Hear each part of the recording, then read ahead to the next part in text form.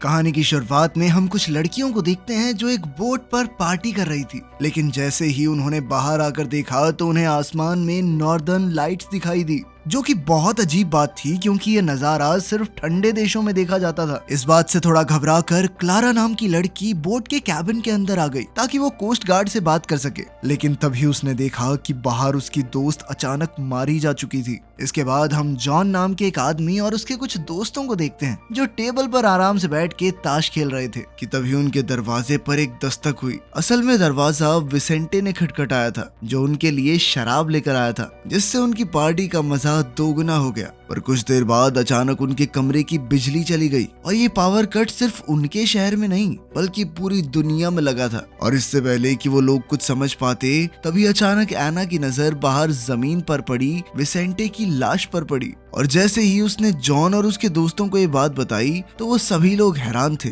क्योंकि विसेंटे के शरीर पर आसमान से बर्फ गिर रही थी, जो उनके शहर के लिए बिल्कुल भी आम बात नहीं थी क्योंकि ये गर्म देश है और गर्मियों का मौसम चल रहा था। और ये नजारा देखने के बाद वो सभी लोग तुरंत ही समझ गए कि ये कोई नॉर्मल बर्फ नहीं थी, और इसलिए एना ने तुरंत ही उस घर के हर एक क्रैक को बंद करने को कहा ताकि वो बर्फ घर के अंदर ना आ सके। सभी लोग तुरंत ही इस काम पर लग गए, पर रूसो इसके लिए तैयार नहीं था क्योंकि उस वक्त उसके दिमाग में अपनी बीवी और बच्चों की फिक्र चल रही थी जो घर पर अकेले थे। और इसलिए वो अपने दोस्तों के लाख मना करने के बावजूद भी एक जैकेट से खुद को ढककर घर से बाहर निकल गया। घर के अंदर मौजूद सभी लोग खिड़की से उसे देखते हुए ये प्रार्थना कर रहे थे कि ये बच जाए और पहुंच जाए घर पे। पर कुछ ही सेकंडों बाद रूसो भी विसेंटे की तरह जमीन पर गिर गया। ये देखकर सभी लोग बहुत ज्यादा घबरा गए थे और उन्हें समझ नहीं आ रहा था कि वो लोग वापस अपने घर कैसे जाएंगे कि तभी अचानक दरवाजे पर एक और दस्तक हुई।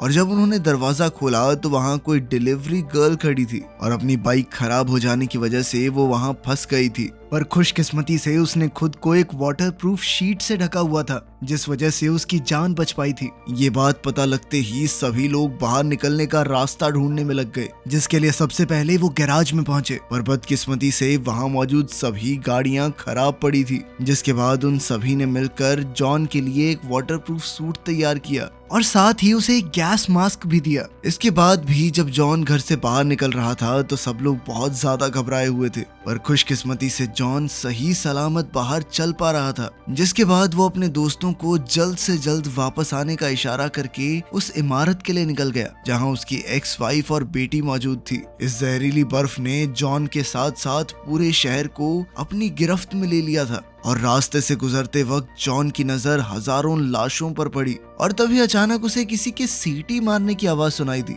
और जब उसने पीछे मुड़कर देखा तो उसकी नजर एक खंबे से लटके हुए इलेक्ट्रिशियन पर पड़ी जो बर्फ गिरने के समय वहां काम कर रहा था, और अब उसका शरीर वहीं चिपक गया था। सुबह हो चुकी थी पर बाहर अभी भी लगातार बर्फ पड़ रही थी। सुबह नींद खुलने के बाद एना ने देखा कि उसका पति पूरी रात नहीं सोया था और इसलिए उसने अपने पति के लिए चाय बनाने का फैसला किया, जिस दौरान घर में पानी को लेकर बहस छिड़ गई क्योंकि सभी लोगों को डर लग रहा था कि हो सकता है कि पानी के अंदर भी वो जहर मौजूद हो, और साथ ही उनके पास गिनती की ही पानी की बोतल बची थी। अब पानी लाने के लिए उन्हें दुकान पर जाना होगा और इसके लिए उन्हें जॉन का इंतजार करना था। इधर जॉन लगातार आगे बढ़ता जा रहा था, पर तभी उसकी नजर सामने से आ रहे एक और आदमी पर पड़ी। पर जॉन किसी भी तरह का खतरा नहीं उठाना चाहता था और इसीलिए उसने अपना रास्ता बदल दिया। इधर जॉन के साथियों को डर था कि कहीं लुटेरे उन्हें आकर लूट ना लें। कुछ देर बाद जॉन को चलते चलते एक ट्रेन मिली जिसके चारों तरफ हजारों लाशें पड़ी हुई थी। पर तभी उसकी नजर ट्रेन के एक डब्बे पर पड़ी जहां कुछ लोग अभी भी जिंदा थे, लेकिन उस वक्त जॉन उनके लिए कुछ भी नहीं कर सकता था और इसीलिए उसने उन्हें तुरंत एक बोतल पानी दे दिया और कहा कि मैं जल्द ही वापस मदद लेकर आऊंगा। उधर घर की गैस भी खत्म हो चुकी थी और इसीलिए सभी लोग काफी ज्यादा घबराए हुए थे। पर इसी बीच अल्फ्रेडो ने थोड़ा जुगाड़ करके अपने लिए एक मास्क तैयार कर लिया जिसके जरिए वो पुलिस स्टेशन तक पहुंच सकता था जहां से उसे और मास्क मिल सकते हैं। उधर जॉन आखिरकार अपनी एक्स वाइफ की इमारत तक पहुंच गया जहां सीढ़ियों पर कई सारी लाशें पड़ी हुई थी और जो लोग किसी तरह बच भी गए थे वो सभी भगवान से प्रार्थना करने में लगे हुए थे कि इस बर्फबारी को रोक दो। उनमें से किसी ने भी जॉन पर ध्यान तक नहीं दिया। पर जैसे ही जॉन की मुलाकात अपनी एक्स वाइफ एलेना से हुई तो उसने जॉन को बताया कि उनकी बेटी क्लारा उसके साथ नहीं थी और अब उन्हें एक साथ मिलकर उसे ढूंढना होगा। अभी वो लोग एक कमरे में बात कर ही रहे थे कि दूसरी तरफ एलेना के पड़ोसियों को ये जानने में दिलचस्पी थी कि जॉन आखिरकार सही सलामत यहाँ तक पहुंचा कैसे, और उन लोगों ने ये बात अपने लीडर चार्ली को बता दी। इधर जॉन ने क्लारा के स्कूल जाकर उसके दोस्तों का एड्रेस निकालने का फैसला किया, पर जैसे ही वो कमरे से बाहर निकलने लगा तो सभी पड़ोसियों ने उसे चारों तरफ से घेर लिया, जिसके बाद चार्ली ने उससे तुरंत उसका गैस मास्क मांगा। पर जॉन जानता था कि अगर उसने मास्क चार्ली को दे दिया तो वो अपनी बेटी को कभी नहीं ढूंढ पाएगा, और इसीलिए जॉन ने तुरंत ही अपनी बंदूक निकालकर वहां से भागने की कोशिश की, जिसके बाद सभी लोग एलेना और जॉन का पीछा करने में लग गए। उन सब से बचने के चक्कर में वो लोग एक खाली घर में घुस गए, जहां जॉन ने एलेना को किसी भी तरह का वाटरप्रूफ सामान ढूंढने को कहा ताकि वो लोग उसके लिए भी एक मास्क बना सके। इधर जॉन और एलेना सामान ढूंढने में लगे हुए थे, वहीं दूसरी तरफ चार्ली और उसके साथी लगातार दरवाजे को तोड़ने की कोशिश कर रहे थे। और जल्द ही जॉन को एहसास हो गया कि उनके पास अब ज्यादा समय नहीं था, और इसीलिए उसने अपना मास्क और गियर एलेना को देते हुए उसे तुरंत ही स्कूल की तरफ बढ़ने को कहा। अब एलेना के कमरे से बाहर निकलते ही चार्ली और उसके साथियों ने भी दरवाजा तोड़ दिया, पर जॉन इतनी जल्दी हार मानने वाला नहीं था और उसने एक प्लास्टिक बैग को अपने चेहरे पर लपेटकर खिड़की से छलांग मार दी। पर उसके बैग में कुछ खास ऑक्सीजन नहीं थी और इसीलिए कुछ ही सेकंडों बाद वो बेहोश हो गया। लेकिन कुछ देर बाद जैसे ही उसकी आंख खुली तो वो एलेना और अपने दोस्तों के साथ एक गाड़ी में था। उसके दोस्त किसी तरह से एक गाड़ी और कुछ ऑक्सीजन मास्क का जुगाड़ करने में कामयाब हो गए थे, पर उस वक्त उनमें से किसी की भी नजर आसमान से गिर रहे मीटियोर्स पर नहीं पड़ी। इसके बाद वो लोग जॉन और एलेना को लेकर वापस घर आ गए ताकि वो आगे की प्लानिंग कर सके। लेकिन जॉन गाड़ी लेकर अपनी बेटी को ढूंढना चाहता था, जिसके लिए अल्फ्रेडो ने साफ इनकार कर दिया, क्योंकि उसके मुताबिक उन्हें पहले अपने आप को बचाने के बारे में सोचना चाहिए। पर तभी उनकी नजर एक आदमी पर पड़ी जो टायर के निशान के जरिए तेजी से उनकी तरफ बढ़ रहा था, और ये देखते ही वो लोग तुरंत ही उससे सवाल करने के लिए नीचे पहुंच गए। असल में वो आदमी बनीतो था, जो एक हार्डवेयर स्टोर का मालिक था। उसने उन्हें बताया कि पास ही के एक कैंप में और लोग भी फंसे हुए हैं जिन्हें मदद की सख्त जरूरत थी, पर अल्फ्रेडो अभी भी अपनी बात पर अड़ा हुआ था और उसने मदद के लिए साफ इनकार कर दिया। पर जब वो बनीतो से बात कर रहा था तभी उनका एक साथी सभी को धोखा देते हुए गाड़ी लेकर वहां से भाग निकला। लेकिन बदकिस्मती से रास्ते में उसका ध्यान आसमान से गिर रहे मीटियोर पर पड़ा और इसी बीच उसकी गाड़ी की टक्कर हो गई। इसके बाद जॉन और एलेना भी अपने दोस्तों को छोड़कर अपनी बेटी को ढूंढने निकल गए, पर इसके लिए उन्हें गाड़ी की जरूरत थी और किसी तरह से उन्होंने एक गाड़ी ढूंढ भी ली। पर जैसे ही वो उसके अंदर बैठे तो उनकी नजर वहां से गुजर रहे लुटेरों की गाड़ी पर पड़ी, जिनसे बचने के लिए वो लोग तुरंत ही छुप गए। जॉन और एलेना इस बार तो बच गए, पर पूरे शहर में लूटपाट तेजी से बढ़ती जा रही थी। उधर पड़ोस में हो रही लूटपाट को देखते हुए अल्फ्रेडो को भी अब डर लग रहा था। इधर जॉन ने एलेना को सेक्रेटरी ऑफिस से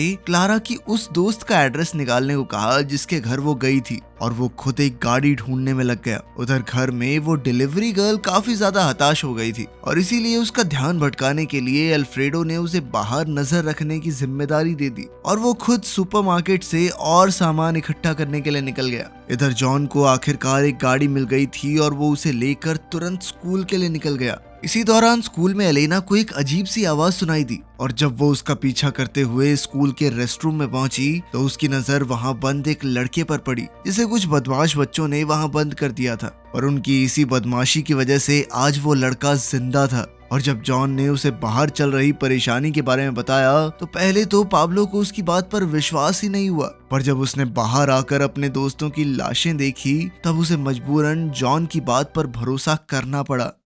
उधर अल्फ्रेडो ये बात समझ गया था कि गैराज में सामान डालने से पहले उन्हें उसकी रखवाली करने का जुगाड़ बनाना पड़ेगा, वरना लुटेरे उसे लूटने में ज्यादा समय नहीं लगाएंगे। और अपने इस प्लान को अंजाम देने के लिए वो लोग एक फायर स्टेशन में सामान इकट्ठा करने पहुंचे, पर वहां उनकी मुलाकात बनीतो और उसके कुछ साथियों से हुई। बनीतो ने उन्हें बताया कि उसके पास पूरे शहर को बचाने का प्लान है, पर इसके लिए अल्फ्रेडो को उनका साथ देते हुए अपने गैराज में कुछ लोगों को आने की इजाजत देनी होगी। उधर जॉन और एलेना अपनी बेटी की दोस्त के घर पहुंच गए थे, पर असल में पाब्लो ने उन्हें झूठ बोला था और वो उन लोगों को अपने घर ले आया था ताकि वो अपने परिवार से मिल सके। लेकिन बदकिस्मती से तब तक उसका पूरा परिवार खत्म हो चुका था। उधर अल्फ्रेडो ने एना को बनीतो के प्लान के बारे में बताया, जिसके बाद एना का मानना था कि उन्हें और लोगों के साथ मिलकर इस मुसीबत से बाहर आना चाहिए, क्योंकि वो लोग अकेले कुछ नहीं कर सकते थे। इसके बाद अल्फ्रेडो को अलग अलग देशों में मौजूद अपने दोस्तों से बात करके पता चला कि ये जहरीली बर्फ सिर्फ उनके शहर में नहीं बल्कि पूरी दुनिया में गिर रही थी और सभी जगह इसी तरह बुरा हाल था। इधर एलेना ने पाब्लो को भी अपने साथ ही ले जाने का फैसला किया, पर तब तक पाब्लो को काफी तेज बुखार चढ़ गया था और इसीलिए जॉन उसे दवाई दिलाने के लिए एक केमिस्ट शॉप पर ले गया। पर तभी एलेना की नजर एक औरत पर पड़ी जो काफी दर्द में थी और उसने जॉन के लाख बार मना करने के बावजूद उसे भी दुकान के अंदर आने दिया, जो एक बहुत बड़ी गलती थी, क्योंकि उसके अंदर आने के कुछ सेकंड बाद ही कुछ लुटेरे भी दुकान के अंदर घुस गए और उन्होंने जॉन से गाड़ी की चाबी छीनकर उसे और एलेना को एक कमरे में बंद कर दिया। कुछ देर बाद जब लुटेरे चले गए तो जॉन ने पाब्लो को दरवाजा खोलने को कहा। उधर अल्फ्रेडो ने बड़ी मुश्किलों से छत पर चढ़कर एंटीना को सेट किया, पर जब उसने नीचे आकर मैप पर कंपास का इस्तेमाल करने की कोशिश की तब जाकर उसे समझ आया कि उनमें से कोई भी कंपास काम नहीं कर रहा था। उधर जॉन, एलेना और पाब्लो अभी भी क्लारा को ढूंढ रहे थे कि तभी रास्ते में उनकी नजर एक गाड़ी पर पड़ी। पर जब जॉन ने देखा कि उस गाड़ी के पास एक परिवार था तो उसने उसे लूटने का इरादा बदल दिया। रास्ते में जॉन की नजर एक बार फिर से उस ट्रेन पर पड़ी जो अब पूरी तरह से खाली हो चुकी थी। इसके बाद जॉन, एलेना और पाब्लो को लेकर वापस अल्फ्रेडो के घर पहुंचा, जहां उसे पता चला कि उसके सभी साथी शहर छोड़कर आइलैंड पर जाने का प्लान बना रहे थे। साथ ही अल्फ्रेडो का कहना था कि धरती के मैग्नेटिक फील्ड्स खराब हो चुके हैं, जिसका मतलब था कि उन सभी का अंत बहुत नजदीक है और अगर क्लारा की मौत इस जहरीली बर्फ से ही हो गई तो वो ज्यादा खुशकिस्मत होगी। उसकी ये बात सुनकर जॉन बहुत ज्यादा गुस्से में आ गया और उन दोनों के बीच बहस शुरू हो गई। आखिरकार उन्होंने अलग अलग रास्ते चुनने का फैसला किया। उधर एक नौजवान जोड़ा आराम से कुछ हसीन पल बिता रहा था कि तभी उस लड़के ने अपनी गाड़ी में तेल भरने का फैसला किया, पर इसी दौरान उसकी नजर एक ऐसी चीज पर पड़ी जिसे देखकर वो दंग रह गया और अगले ही पल उस अनजान चीज ने उन दोनों को खत्म कर दिया। इधर जॉन के सभी साथी उसे छोड़कर जाने के लिए तैयार थे कि तभी एलेना को याद आया कि उनके कूड़ेदान में एक पुरानी फोन डायरी पड़ी हुई थी, जिसके जरिए वो क्लारा के दोस्त का एड्रेस निकाल सकते थे। इसी दौरान अल्फ्रेडो मार्केट से कुछ सामान लेने के लिए गया हुआ था और तब उस डिलीवरी वाली लड़की ने बताया कि जॉन एक बार फिर से अपनी बेटी को ढूंढने निकल गया है। तो उसने भी अपने दोस्त का साथ देने का फैसला किया, क्योंकि वो और जॉन पिछले 40 साल से दोस्त थे और अल्फ्रेडो इस वक्त उसे अकेला नहीं छोड़ना चाहता था। रास्ते में अल्फ्रेडो ने जॉन को बताया कि वो आइलैंड पर इसलिए जाना चाहता है क्योंकि सिर्फ वो एक जगह बची है जहां वो लोग शायद जिंदा बच सकते हैं, क्योंकि उसके मुताबिक पूरी धरती तबाह होने वाली है। लेकिन तभी उसकी नजर एक बोर्ड के नीचे पड़ी सैकड़ों गाड़ियों पर गई और जैसे ही वो लोग उसके करीब जाने के लिए नीचे उतरे तभी फौज भी वहां पहुंच गई और उन्होंने उन दोनों को तुरंत ही वहां से निकलने का आदेश दिया। पर वो दोनों इतनी जल्दी हार मानने वाले नहीं थे और उन्होंने फौज की गाड़ियों का पीछा करने का फैसला किया। लेकिन कुछ देर फौज का पीछा करने के बाद उन्होंने देखा कि फौजी अचानक किसी चीज पर गोलियां चला रहे हैं, जिससे बचने के लिए अल्फ्रेडो ने तेजी से गाड़ी को रिवर्स करने की कोशिश की। इस सब के चलते उनकी गाड़ी तक पलट गई। अगले ही सेकंड अजीब से दिखने वाले बड़े बड़े कीड़ों ने फौजियों पर हमला बोल दिया, जिसके बाद अब वो तेजी से जॉन और अल्फ्रेडो की तरफ बढ़ रहे थे। पर किसी तरह वो दोनों बचकर एक सुरक्षित जगह पर पहुंच गए, जिसके बाद अब वो दोनों ये सोचने में लगे हुए थे कि अब वापस कैसे जाया जाए। और तभी उनकी नजर पास में ही मौजूद एक बंदूक पर पड़ी। पर जैसे ही वो लोग उस बंदूक के सहारे आगे बढ़ने लगे तभी उन्होंने एक कीड़े को देखा जो एक इंसान को अपने जाल में लपेटकर घसीट रहा था। और ये देखने के बाद वो दोनों ये बात अच्छे से समझ गए कि उनकी ये बंदूक कुछ खास काम नहीं आने वाली। पर इसके बावजूद भी जॉन ने उस कीड़े पर गोलियां चलाई, जिसके बाद अचानक सैकड़ों कीड़े वहां पर आने लग गए। और जब जॉन और अल्फ्रेडो उनसे बचने के लिए भाग रहे थे तभी उनकी मुलाकात दो अनजान आदमियों से हुई, जो उन दोनों को उन कीड़ों से बचाते हुए एक चर्च में ले गए। पर जल्द ही वो कीड़े उनका पीछा करते हुए वहां भी पहुंच गए। उन दोनों अनजान आदमियों ने अपने मास्क उतारते हुए अपना परिचय कोहिरो और मिकी के तौर पर दिया और इसके बाद वो दोनों जॉन और अल्फ्रेडो को अपने कैंप में ले गए, जहां कुछ और लोग भी मौजूद थे। उस ग्रुप की लीडर एक औरत थी जिसने खिड़की से उन दोनों को आसमान से गिर रहे मीटियोर्स दिखाए और उनके मुताबिक यही मीटियोर्स उन कीड़ों को धरती पर ला रहे थे। और जैसे ही अल्फ्रेडो को एहसास हुआ कि एक एलियन हमला है, वो तुरंत ही अपनी बीवी के पास वापस जाने की बात करने लग गया। पर उस औरत ने किसी तरह से अल्फ्रेडो को दरवाजा खोलने से रोक दिया। उस रात उनमें से किसी को भी नींद नहीं आई और अब जॉन को लग रहा था कि वो अपनी बेटी से फिर कभी नहीं मिल पाएगा। कुछ देर बाद जब वो बाहर निकला तो उसकी नजर बाहर खड़े हजारों कीड़ों पर पड़ी, जिसके बाद वो समझ गया कि वो लोग ज्यादा देर तक यहाँ नहीं रुक सकते और इसीलिए उन्होंने किसी और जगह जाने का फैसला किया। सभी लोगों ने इसके लिए तैयारी की, पर एक बूढ़े आदमी ने वहीं रुककर अपनी बीवी के साथ रहने का फैसला किया।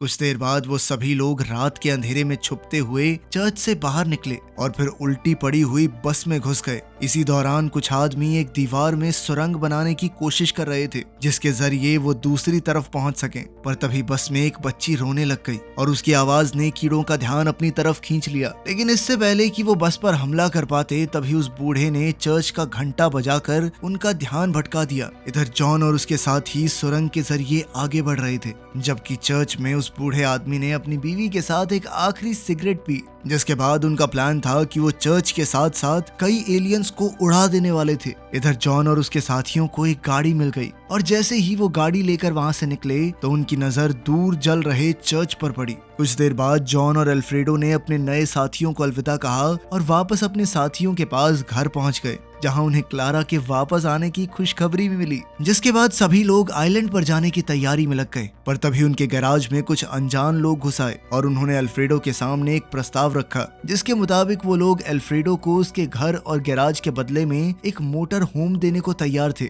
जिसके लिए अल्फ्रेडो भी तैयार हो गया। कुछ देर बाद जब वो लोग नदी के पास पहुंचे तो उनका आइलैंड पर जाने का सपना चूर चूर हो गया, क्योंकि तब तक नदी का सारा पानी सूख गया था और अब उन्हें एक नई जगह का इंतजाम करना था। कुछ देर बाद वो लोग एक शॉपिंग मॉल में पहुंचे, जहां जॉन और अल्फ्रेडो की मुलाकात अपने चर्च वाले साथियों से हुई और उन्होंने उन सब को साथ चलने का आमंत्रण दिया। पर जब सभी लोग काफी समय बाद आराम कर रहे थे, तभी अचानक क्लारा को एक दौरा पड़ा, जो उसे आज से पहले कभी नहीं पड़ा था और सभी का मानना था कि ये उसके सर पर लगी चोट की वजह से हुआ था। उधर अल्फ्रेडो को क्लारा के उसकी बोट पर जाने के पक्के सबूत भी मिल गए, लेकिन क्लारा को कुछ भी याद नहीं था। अगली सुबह जॉन को लोगों के चिल्लाने की आवाज सुनाई दी। असल में अब बर्फबारी बंद हो चुकी थी और अब कोई भी इंसान आराम से बाहर जा सकता था। सभी लोग बहुत ज्यादा खुश थे, पर उनका एक साथी लूकस गायब हो गया था और जब वो लोग लूकस को ढूंढ रहे थे, तभी अचानक कुछ लोगों ने शॉपिंग मॉल पर हमला कर दिया। अपने दोस्तों को बचाने के लिए जॉन ने एक एक करके